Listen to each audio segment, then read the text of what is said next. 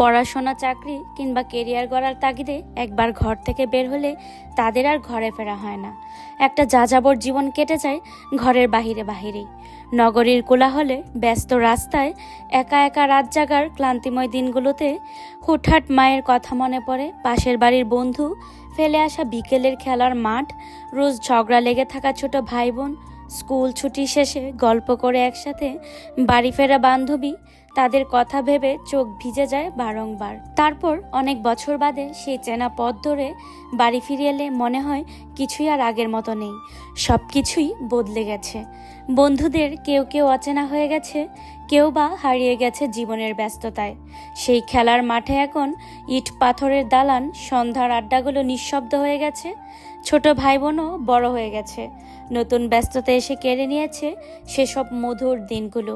হারিয়েছে সুদিন, হারিয়েছে বয়স, হারিয়েছে ঘরে ফেরার আনন্দ। একটা চাপা দীর্ঘশ্বাসে তখন মনে হয় এই তো, এটাই জীবন।